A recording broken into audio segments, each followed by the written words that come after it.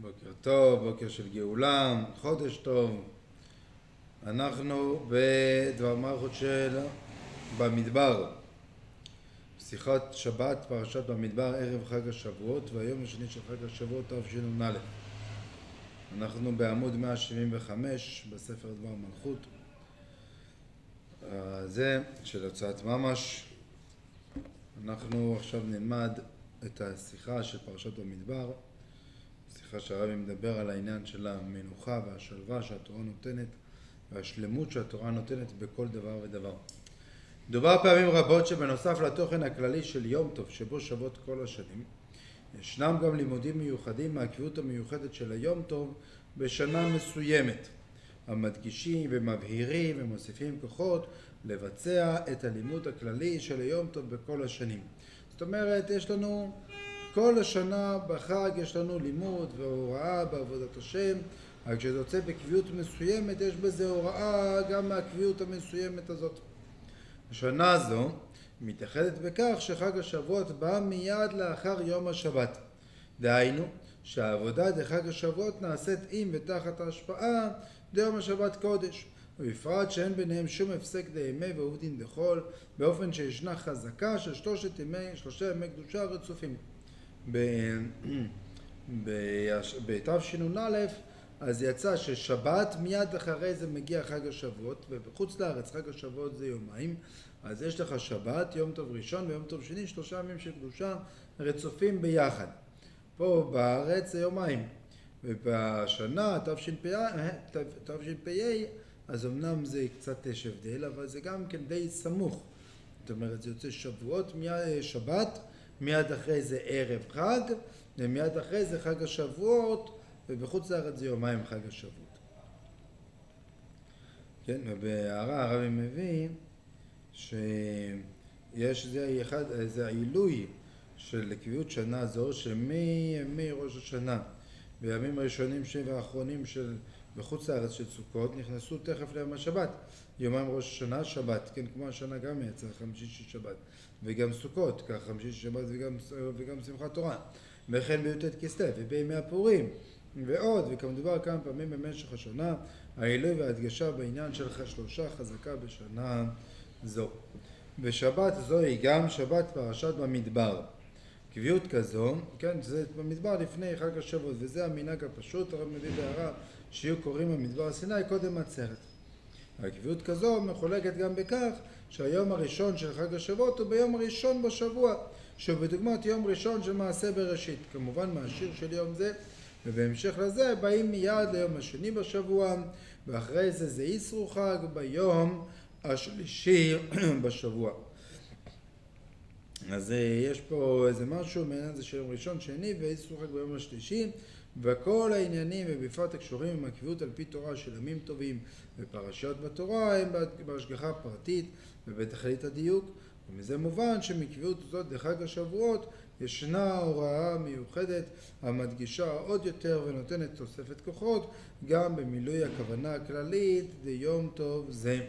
אז הכל מדויק, הכל בהשגחה פרטית, ויש בזה הוראה מיוחדת לכל אחד ואחד מאיתנו. הרבי אומר, היום הראשון למעשה בראשית להשם הארץ ומלואה, בהערה 3, הרבי מביא מליקוטי תורה שאנו מונים היום הראשון בשבת. וקשה, הרי כבר עברו רבבות ימים מששת ימי בראשית עד עתה. ואם כן, איך אנחנו אומרים היום יום ראשון? זה לא יום ראשון, זה היום, לא יודע כמה, מיליון מהיום מבריאת העולם, אלא כל יום ראשון הוא ממש יום ראשון כמו יום ראשון של ששת ימי בראשית. עכשיו, מה ההוראה מזה? מה זה מלמד אותנו? השייכות לחג השבועות, זמן מתן תורתנו עם שבת, מודגשת במאמר חכמינו ז"ל, דכולי עלמא בשבת ניתנה התורה לישראל. זה קודם כל אנחנו רואים כבר את הקשר של חג השבועות עם שבת, שלפי כל הדעות בשבת ניתנה תורה לעם ישראל. מעניין שבזמן הזה שאנחנו מונים לפי הקביעות של השנה, זה לפי החשבון, אז אף פעם חג השבועות לא יוצא בשבת.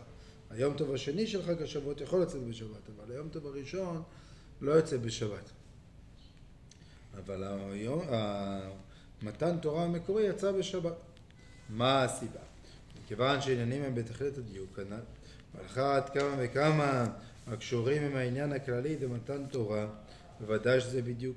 מובן שזה שבשבת ניתנה תורה, לכן הוא לכולי העלמא, ומכיוון שנתינת התורה בשבת ישנה שייכות פנימית ביניהם. אני צריך להבין מה הקשר הפנימי של שבת עם חג השבועות. מהרבי ויש לומר אחד הביאורים בזה, שבת עניינה מנוחה, כמאמר חכמינו ז"ל, מה היה העולם חסר מנוחה, בת שבת בת מנוחה. כן, הקדוש ברוך הוא ברא את הכל, הכל היה, מה היה חסר? מנוחה. באה שבת, באה מנוחה, נגמרה ונשתמה מלאכה. ובלשון ברכת המזון דשבת, מיוסד על לשון המשנה, הרחמנו ינחילנו ליום שכולו שבת ומנוחה לחיי העולמים. כן, אנחנו יודעים ששבת זה מנוחה. בהדגשה יתרה בלשון תפילת מנחה בשבת, יום מנוחה, מנוחת שלום, מנוחה שלמה שאתה רוצה בה. בכמה מקומות עוד לשונות של מנוחה. יש פה הדגשה גדולה על העניין הזה של שבת זה מנוחה. כל שבת, אומר הרבי בהערה 11, זה מעין והכנה ליום שכולו שבת ומנוחה לחיי העולמים. אז זה עניין של שבת, זה עניין של מנוחה. כן, עליית העולמות. תפילה, תורה וכו', גם הסעודות שבת, באופן של מנוחה. עניין המנוחה בעולם נפעל בשלמותו על ידי מתן תורה. כמאמר חכמינו ז"ל על הפסוק ויהי ערב ויהי בוקר יום השישי, יתרה למה לי? למה כתוב יום השישי? תמיד כתוב ויהי ערב ויהי בוקר יום שני, יום רביעי, יום שלישי, למה פה כתוב יום השישי? יתרה למה לי? מלמד שהתנה הקדוש ברוך הוא עם מעשה בראשית, ואמר להם אם ישראל מקבלים התורה אתם מתקיימים, ואם לאו אני מחזיר אתכם לתוהו ובוהו, כמו שכתוב ארץ יראה ושקעת, בתחילה יראה ולבסוף במתן תורה שקעת. אז זה היה בהתחלה פחד, איך תדע אם בני ישראל יקבלו את התורה. אחר כך הקדוש ברוך הוא אמר לא, זהו, בני ישראל קיבלו את התורה, זהו, התורה, העולם נהיה במנוחה, נהיה במצב של שקעת. ולכן אומר הרבי, סבירו לכולי עלמא שבשבת ניתנה תורה. כיוון שעל ידי נתינת וקבלת התורה נפעלה מנוחה ושקעת דעולם, שלמות העניין דבת שבת בת מנוחה, שהייתה חסר בששת ימי בראשית קודם שבאה שבת. אז זה בעצם לפני מתן תורה היה רע, שיראה ושקעת, יראה, היה פחד בעולם. המנוחה נפעלה מתן תורה, וזה בעצם העניין של שבת גם כן, באה שבת, באה מנוחה. אז בהערה 12 ואומר למה אומרים את העניין של יום מנוחה, מנוחה שלום, מנוחת שלום, מנוחה שלמה, למה אומרים זה דווקא בתפילת מנחה של שבת? יש לומר כי אז הוא גילוי של שלמות מנוחת שבת, אבל העניין הזה שייך לכל היום, כמו שכתוב בתפילה, יום מנוחה. השיא זה בצהריים של שבת. מה זה השישי? איך זה קשור עם העניין הזה של מתן תורה? אז כתוב, השישי, אמר רבי בהערה 15, השישי משמע השישי המיוחד, שישי בסיוון שניתנה בו התורה. זה ו' סיוון, זה יום השישי, השישי בסיוון. מה שאמרו חכמינו ז"ל, שבת בעת מנוחה ביום השביעי למעשה בראשית, שזה הרי ריבוי שנים לפני מתן תורה, לכאורה איך יש מנוחה, הרי ארץ יראה, ועדיין יש פחד שאולי בני ישראל לא יקבלו את התורה. מהרבי יש לומר א', מנוחת שבת בעולם שנעשה במתן תורה, אחרי הציווי לישראל על קיום מצוות שבת, זה באופן נעלה יותר ממנוחת שבת לפני מתן תורה שבאה מלמעלה. יש מנוחת שבת שבאה מלמעלה, ויש מנוחה של חג השבועות, שזה על ידי העבודה של בני ישראל.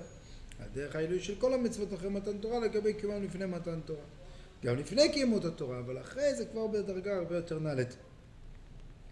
על דרך שמנוחת העולם, נוח מלשון מנוחה ונעיכה שנעשתה על ידי המבול, לא ישבותו, היא נעלית יותר מהמנוחה שנפעלה על ידי השבת, במעשה בראשית קודם המבול. אז יש גם כן, כמו שמנוח היה גם מנוחה, ומנוחה יותר נעלית מהמנוחה שהייתה ביום שבת, אז נוח מלשון מנוחה, ככה גם כן מתן תורה זה דרגה יותר נעלית במנוחה. זה דבר אחד.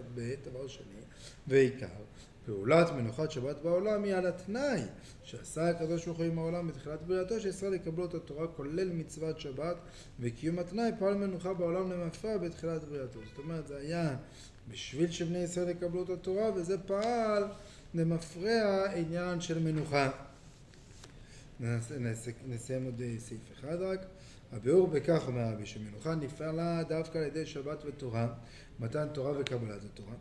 מהרבי העולם מצד עצמו נברא, מה הסיבה? למה שבת ותורה זה יוצר מנוחה? העולם מצד עצמו נברא באופן של שינוי ותנועה, הפך המנוחה, חסר מנוחה.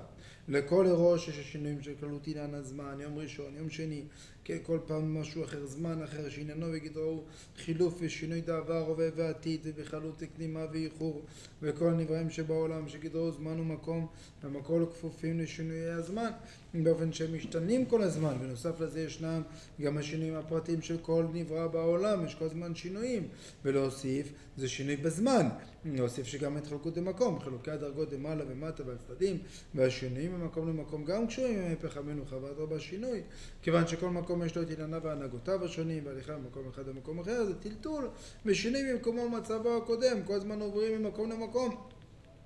יום השבת הביא מנוחה על העולם, בת שבת בת מנוחה, כיוון שהבריאה נסתיימה בששת ימי בראשית, ויכולה שמיים וארץ וכל צבאם, והיכל אלוקים מלאכתו אשר עשה, ונרגש בכל עולם, בכל פרטי העולם, ובכל השינויים וחילוקי הדרגות בזמן ומקום, איך שהכל נברא מהשם אחד. יש את הכוונה האחת, הקדוש ברוך הוא, בכל פרטי הבריאה, שהיא נעלית משינויי הזמן והמקום. יש פה את הכוונה האחת, יש פה את הקדוש ברוך הוא, זה יותר נעלה מכל הזמנים ומכל המקומות, ולכן, והרי מביאה מנוחה בכל הבריאה, בהיותה קשורה עם מנוחה, אין בזמן, כידוע שהשבת היא עלייה שלמעלה מבחינת זמן, לכן מתחילים אחר כך לספור שוב יום ראשון בשבוע, כן? למה? כמו שאמרנו, כי שבת זה למעלה מהזמן, ומעכשיו מתחיל יום ראשון חדש, ואין במקום, כמו שכתוב, שבו איש תחתיו ויצא איש ממקומו ביום השביעי, אז זה מנוחה וקיעות זו מקום.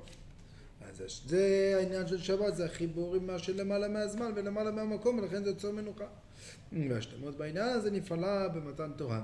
כשבני ישראל קיבלו את התורה מהקדוש ברוך הוא, שכיוון שזוהי התכלית שלשמה נברא העולם, שזה בשביל התורה ובשביל ישראל. אז כאשר נפעלת בגלוי התכלית של כל הבריאה, שהיא תכלית אחת ויחידה, באופן, מה המטרה? להביא, לקיים, שבני ישראל יקיימו את התורה כאן בעולם, באופן שהיא נרגשת בכל העולם, בכל פרטי העולם, זמן ומקום. הרי זה מביא מנוחה בכל העולם, על ידי קיום התנאי שהתנה הקדוש ברוך הוא עם מעשה בראשית, שאם ישראל מקבלים את התורה, אתם מתקיימים. אז זה יוצר מנוחה בכל העולם. והביאור בזה, כפי שבפשטות הדברים, בטבע בני האדם. כאשר האדם אינו מרגיש את הכוונה והתכלית בחייו שאני נבראתי לשמש את קוני, אז הוא לא יכול להיות במנוחה והתעשרות אמיתית. כיוון ששינוי הזמן והמקום וכל ריבוי הפרטים ופרטי פרטים שבחייו גורמים משקט תמידי שחוצה אותו. כל הזמן קרוע, רגע, אני פה, אני שם, אני עולה לזה, אני בזמן הזה, בזמן כזה, כל הזמן הוא מבולבל. דווקא כאשר הוא מרגיש את הכוונה והתכלית התמונה בכל הפרטים, הרי זה מביא אותו למנוחה. שהיא למעלה מהתנועה והשינוי בפרטי החיים, במילא לשלמות האדם, וכפי שרואים בפשטות, שאדם נמצא בשלמות יתרה כאשר יש לו מנוחה, מנוחת הנפש ומנוחת הגוף, אז זה מביא לו לשלמות גם בגשמיות וגם ברוחניות. ויתרה מזו, זה מביא מנוחה לא רק לאדם עצמו, אלא גם לכל העניינים שעושה בעולם, שהם נעשים בשלמות יתרה וביתר הצלחה כאשר הם נעשים מתוך מנוחה, עד שזה מביא גם למנוחה בכל העולם כולו. ועל דרך זה מובן גם להבדיל, בנוגע למתן תורה, כשבני ישראל קיבלו את התורה, אז התגלתה התכלית של כל הבריאה, בשביל התורה ובשביל ישראל, שבני ישראל יקבלו תורה ומצוות ויקיימו אותם, וישפיעו גם על אומות העולם, שיקיימו את אשר מצוות בני נוח שלהם. על ידי זה הם יעשו את כל העולם דירה לא יתברך בתחתונים, ולכן זה מביא זה מנוחה ושקטה בכל העולם. כן, אנחנו עמוד 178. אז זה צריך מנוחה, מצב של חוסר בלבול. והאדם יודע בדיוק את התפקיד שלו, מה הוא צריך לעשות, מה הוא לא צריך לעשות. עד שמזה נמשכת מנוחה גם בפרטי ושינויי הזמן והמקום. על דרך כפי שזה בנוגע למנוחת שבת, שמיני מתברכין כולו יומין, ששת ימי הבריאה. כאשר עסוקים במלאכת העולם, הסדר תתנועה ושינוי, גם אז באים למנוחה. זה החידוש, ברגע שיש מנוחה בשבת ובמתן תורה, אז גם אחר כך נמשך המנוחה. גם כאשר עסוקים עם פרט שבפרט, נמצאים במנוחה ועושים כל פרט מתוך מנוחה, ובמילא הרי זה נעשה בשלמות. אז זה בעצם העבודה שלנו, להכניס את המנוחה, קודם כל להתחבר עם המנוחה בשבת ובחג, ואחר כך להכניס את זה גם לכל פרטי העבודה, בכל הדברים ובכל העניינים שאנחנו עושים. עכשיו נראה את ההערות. הרבי אומר שבעצם הכל כפוף לשינויי הזמן בעולם. העולם כולו כפוף לשינוי הזמן, הנבראים משתנים כל הזמן, והרע 21 כמאמר כל ההווה נפסד, ותינוק משנולד מתחיל להתייבש, כל הזמן יש הפסדיות בעולם, וגם טלטול ושינוי מהמקום, שלא למקום אחר. הרע 22 בפרט טלטולי גרבא דקשין מדאיסתא, שיש צריך לעבור ממקום למקום, זה קשה. והרע 23 הרבי אומר, אז זה גם, רואים את זה גם, כמובן גם מדיני התורה, בנוגע לשינוי מנהגי האדם, לפי מנהגי המקום שהלך לשם, או לפי המקום שיצא משם, כן? כל הזמן, ברגע שיש במקום אחד חומרה שאין בשני, אז כתוב, נותנים עליו חומרי מקום שיצא משם, חומרי מקום שהלך לשם, ויש בזה הרבה פרטים, בפרט היום, טיסה, בן אדם טס מהארץ לחוץ לארץ, עושה יום טוב שני, לא יום טוב, כן, יש הרבה דינים ופרטים בדברים האלה. הרע 25, אז זה טלטול, זה יוצר מצב של חוסר מנוחה. ואז הרב אומר, ברגע שמגיע השבת, מרגישים שהכל נברא מהשם אחד. הרע 25 אומר הרב מהחינוך, שאיסור מלאכה בשבת זה כדי לקבוע בנפשותנו אמונת חידוש העולם, ונזכור ביום אחד בכל שבוע ושבוע שהעולם נברא ב6 ימים חלוקים, ובשביעי לא נברא שום דבר, ובכל יום והם נבראו עניינים חלוקים להראות על הרצון הפשוט. על פי המבואר בפנים יובן יותר לשון החינוך, בכל יום והם נבראו עניינים חלוקים להראות על הרצון הפשוט. למה? כי במנוחת שבת נתגלה אחדותו יתברך הרצון אחד, וזה חודר בכל הפרטים של חילוקי הבריאה. אז לכן שבת זה למעלה מהזמן, וזה גם למעלה ממקום, אני יצא ממקומו ביום השביעי. הרע 29 אומר הרבי, ואף שאיסור זה יציאה ממקומו זה על 2000 ממש את תחום שבת, כן? זה האיסור. מותר בן אדם להסתובב בכל העיר, רק לא לצאת מ2000 ממש את תחום שבת. וגם זהו דווקא מחוץ לעיר, אבל מותר לאדם לצאת ממקומו הקבוע, הרשות היחיד שלו, ולהלכת כל העיר מחוץ ל2000 ממה, אז לכאורה כן אפשר לבוא ולצאת, אבל הרי בדיוק לשון הכתוב על יצא איש ממקומו מובן שכל זה נכלל במקומו של האדם. אין בזה גדר טלטול ההפך הקביעות והמנוחה, זאת אומרת כל זמן שהבן אדם נמצא בעיר שלו, זה לא ההפך הקביעות והמנוחה. עד 2000 נקרא מקומו, כמו שאומר אדמו"ר הזקן. בהערה 30, הרב מביא מנוחה וקביעות במקום, אף שאמרו חכמינו ז"ל בנוגע למעשות במדבר, על פי השם יחנו ועל פי השם יישאו, כמאן דקביע להו דמי. זאת אומרת, זה נחשב כאילו זה דבר קבוע כי זה על פי השם. אבל מכל מקום אין זה שלמות הקביעות המנוחה כמו שזה ביום השבת. והרב פשוט לא היו המעשות בשבת כי זה קשור אלה כמה מלאכות, בנייה, סתירה, כן, פירוק המשכן. הבנייה של המשכן זה קשור לכמה מלאכות, אז בפשטות בשבת לא נסעו, אז באמת נשארו קבועים ממש, לא רק קבועים מצד זה שזה ההוראה של הקדוש ברוך הוא, זה קבועים ממש, לא יצאו מהמקום. על פי המבואר לקמן בפנים יש לומר שממנוחת שבת, שמיני מתברכין כולו יומין, נמשך הכוח לקביעות ומנוחה גם במסעות שבמדבר, שהוא היפך ממקום מנוחת האדם, בארץ אשר לא עבר באיש ולא ישב אדם שם. אז זה ממשיך את הכוח אחר כך גם כן במסעות שהכל זה על פי רצון השם. הרבי אומר, וההשפעה צריכה להיות גם על 7, גם על אומות העולם שקימו את 7 מצוות בני נוח. הוא מביא מהרמב"ם, ציווה משה רבנו מפי הגבורה לאכוף את כל באי העולם לקבל את המצוות שנצטוו בני נוח. אז על ידי זה באמת שאנחנו מוסיפים בעניין של השלמות, להביא את התורה לעולם, זה מוסיף מנוחה בעולם, מביא את הגאולה האמיתית והשלמה, תכף ומיד ממש, יחי אדוננו מורנו ורבנו מלך המשיח לעולם.